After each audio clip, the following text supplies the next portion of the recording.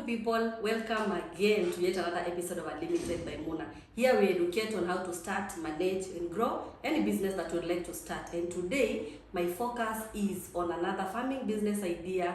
And I think during my last video somebody had mentioned that I should cover the tree tomato. So we had covered the 6 business ideas that you can start, which are very profitable in Kenya right now. But then now I want to cover also another business idea in detail, and I'll be covering them in detail so that if you're interested in that specific business idea, it's easier for you to know more about that idea. So let's get right into this. The tamarillo fruit, or otherwise known as the tree tomato. In Kiswahili, people usually refer to them as matunda ya damu, and this is also one of the most profitable fruits in the market right now. Many people right now already have something going on and they would like to start something on their farm that is not very involving and also profitable in the long run. So let's look at the tree tomato and how you can start this kind of business, and also if you're already doing this, how you can try and make more money from this kind of fruit.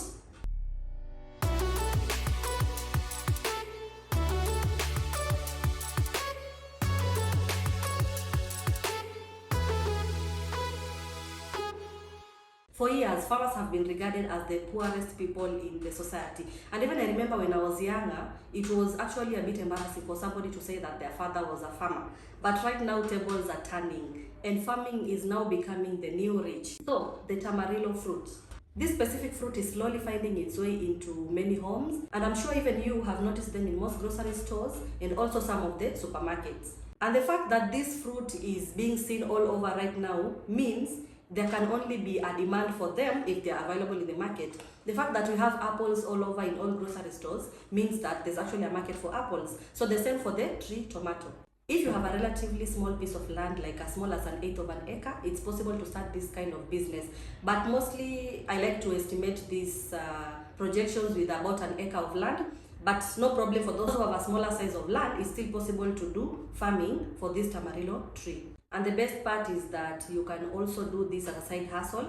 A side hustle means that something that you can do on the side while you also have another maybe main business that you're already doing. It requires so little care, just making sure you've done your weeding in the farm and you're good to go. You don't have to attend to this plant like in the case of strawberries, where you have to take care of them on a daily basis and check for pests. Tamarillo tree is something that you can water on a weekly basis and still have time for your other businesses that you're already running also, or maybe other duties that you might have. So first things first, for you to start any kind of farming, you need the space or the land. So for this kind of tree, of course, we need the land. And if you already have land, that's okay. But if you do not have land, you can do this farming by leasing land. Last time I checked, when I was trying to lease land in some parts of Meru, it was going for 5,000 for a whole year. So I don't know how much land rates maybe could be in different parts of the country. But if you are within, maybe if you are doing this in the rural areas, land rates cannot go for more than about 15,000 per year. So with a budget of about 15,000, if you're able to find a good suitable land. And when I talk about good suitable land, I mean land that does not take up water too fast, and also land that does not retain water so much. So basically we are talking about the loam soil. You should also be able to have adequate supply of water, since trees also need to take up enough water, and also make sure that it's a place that does not have very strong winds. So some of the suitable areas that have the perfect climatic conditions for this kind of plant are some parts of Nyanza, Taita Taveta, some parts of Rift Valley, and also central Kenya.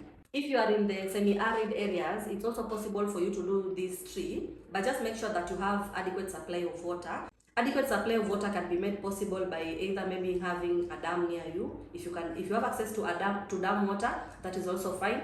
But if you do not have that, maybe consider drilling a borehole so that you have constant supply of water throughout the year.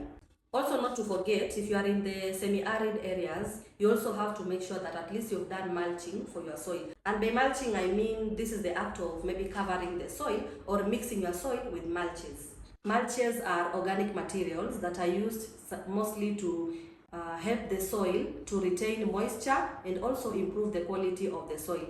Like when you talk about organic material, it's more like making the soil more fertile so that it can be able to have the right nutrients for this plant. So some of the organic materials that can be used as mulches could include leaves, maybe barks of trees, maybe wood chips, anything that is organic that can easily be decomposed into the soil, maybe waste fruits, waste vegetables, anything that can be organic in nature.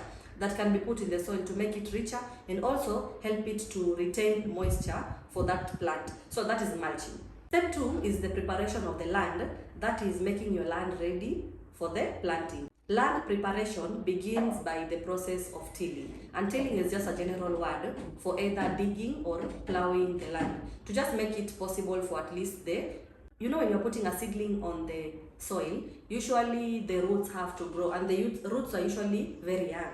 So if you just put it directly onto the compacted soil which has not been dug, the plant may not find its way to be able to just grow its roots properly. But if you're able to dig and also make the soil maybe softer, it's possible for the plant to grow its roots and also penetrate the soil even better, especially for these young seedlings. So now we have begun by maybe digging or plowing. The next step is making sure that if you're in the arid areas, now this is the step where now you also add in your mulches, as I've explained earlier. So this is where you do mulching, and then after that now you go to the stage of making holes on the farm so that you can put, for the sake of preparation of putting in your seedlings. You should have seedlings which are 4 feet apart, and now between the rows, make sure that the space between them is about 5 feet. So with the spacing of 4 feet and then by 5 feet, you are good to go. Put in your holes, and then now we move to the next stage, that is making sure you have enough water on your land. Make sure to get about 1,000-liter tank for the sake of irrigation if you do not have enough water, and also to make sure that whenever there is not enough tap water, at least you have stored water in your farm. Usually in the retail market, last week I checked, a tank was going for 16,500, but if you are a Kenyan, of course, Africans, you have to bargain. So with about 15,000, of course, nobody will deny that kind of money. They're going to give you a tank. So 15,000, you have a tank on your site. Next step is sourcing for the seedlings. Now you already have the land prepared and you're ready to begin your journey into planting these tamarillo trees. So for the seedlings, you have to note that not all seedlings in the market are good. You might get the right seedling, but still maybe end up getting a fruit that grows very slowly, or still ends up giving you bitter fruits. Make sure to look for quality grafted seedlings, especially from the red otaria family, because they take only 8 months to grow, and by the time that seedling has taken 8 months on your farm, you'll begin seeing the first fruits.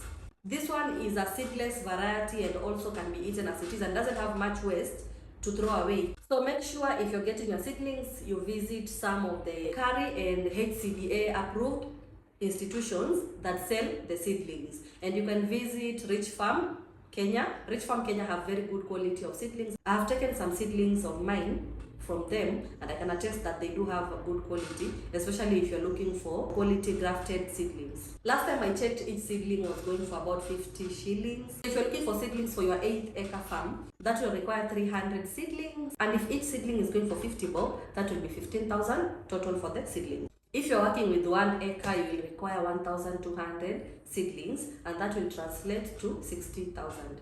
Make sure to weed your farm, have enough supply of water, and 8 months later, you'll be ready to see the first fruits. Make sure to also set aside an amount of about 5,000 for the sake of insecticides, because tree tomato is a delicate fruit that can really be attacked by some of these plant insects, such as the aphids, the whiteflies, nematodes, mildew, and also blight. So make sure to just set aside 5,000 for the sake of these insecticides so that you can keep our plants pest free. So 8 months later, what next? You have harvested your plants, and where is the market? What I'm going to say about that is that there is always a demand for good quality fruits. You can get a hold of some of the suppliers who are sourcing for these fruits, or you can get a few young men who can sell them at busy stations, especially at bus stops, or you can sell them by yourself. If you have a vehicle, you can easily load them at the back of your vehicle, find a busy bus stop area and sell them to people who are passing by. If selling them yourself is not your cup of tea and you're not interested in selling to the brokers, because in most cases brokers buy them at a throwaway price, you can take them to the market yourself. And some of the markets you can take them depending on where you are. We have major markets such as Wakulima Market in Nairobi, Githurai 45 Market in Kiambu, and also Kongowea Market in Mombasa. These are some of the major markets that you can take your produce, and you'll be sure that there is an immediate demand for them as you deliver them. Try and also foster good relationships with supermarkets.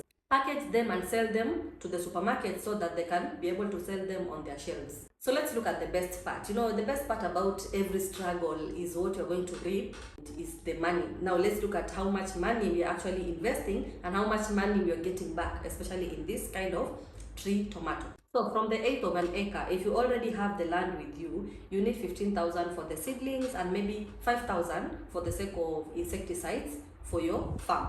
And maybe an extra cost of about 5,000 for the sake of labor. But if you are the typical African, I expect you to purchase a djembe and dig the land yourself and maybe plant the seeds yourself. But if you're going to source for labor, then it's still okay. With a budget of about 5,000, it should be enough for the labor, because you won't need the labor consistently. You'll be taking care of this plant maybe on a weekly basis. So it won't be much expensive like a plant which is being taken care of on a daily basis. So let's look at the projections of about an acre of land, since we like to do our estimates on about an acre of land. So as we mentioned earlier, the cost of seedlings will be about 60,000, because a seedling is going for 50 shillings and we'll need about 1,200 trees.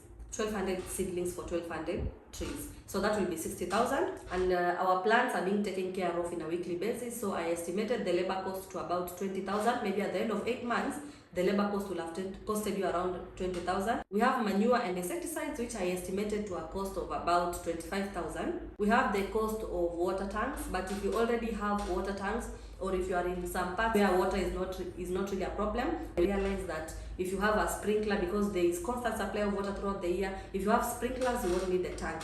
But if you are at a place where water it does not come in very reliably, you might need the tank, which is worth 15,000. Also, don't forget to add a cost of about 10,000 for miscellaneous. Sometimes things come up, something maybe we did not expect could come up, so we might need 10,000 for miscellaneous, maybe for transport, maybe for some tools you're going to purchase.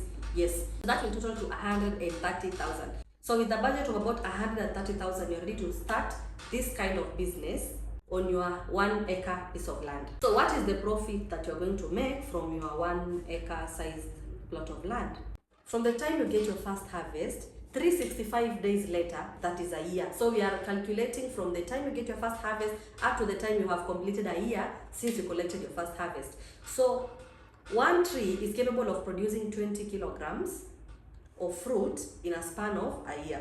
And these fruits will not be collected at once. They'll be harvested on a weekly basis. So 20 kilograms per tree, you multiply that by 1,200 trees, you're going to have 24,000 kilograms of tree tomato. A kilogram of tree tomatoes is going for 80 shillings in the wholesale market. So if you're selling to people like brokers, people who are going to resell, you'll sell to them at 80 shillings per kilogram.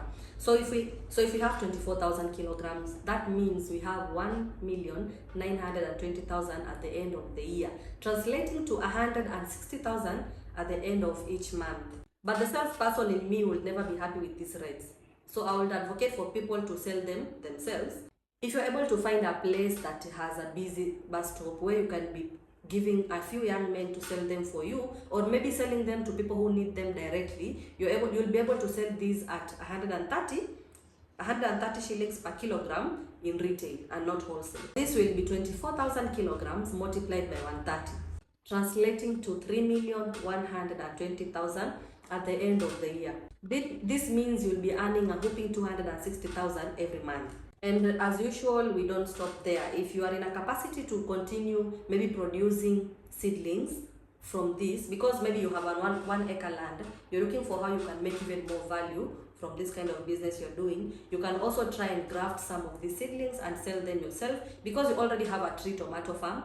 So something to do to go with it. Right now we have so many people who have the issues of anemia, and tree tomato juice will be good business that you can venture into, especially if you're already the person who supplies the fruits. Remember, the fruits are being harvested on a weekly basis, so it gives you enough time to sell out to sell out whatever you have before the next batch is being harvested, because you're harvesting it weekly. The reason why I like to insist on value addition in stuff like making juices is that the challenge arises when you have too many people venturing into maybe planting that particular crop, so it affects that market and ends up making the prices for that commodity to drop. So the only way that maybe a farmer remains safe is if you can come up with a way of adding value to whatever fruit or plant that you're growing on your farm. Value addition helps to preserve your produce, because if anything remains fresh, it's going to maybe get spoiled. But if you have a way of maybe converting this into a ready-made product that you can sell in the market, it actually helps to preserve. Another thing is that a value addition adds value to that thing, so you can actually sell it at a higher price to get more money. So I hope this idea has been beneficial to you. If it's something that you'd like to start, don't hesitate, because it's not every day you invest 130,000 and in a span of a year you actually end up getting over 3 million from that kind of produce. It takes a lot behind the scenes to actually come up with this content, and it will be quite a shame for me to end this video without appreciating the official sponsors for this video. So the official sponsor for this video is Peak Brands Limited. They're dealers in all types of branding. Whether you need branding for your uniforms, your staff uniforms, apparels and different kind of stuff, promotional items such as mugs, bottles, pens, wristbands, name it all. Any type of branding that you might need under the sun, Peak Brands Limited are the right guys for the job. So see you in the next. Stay blessed. Bye.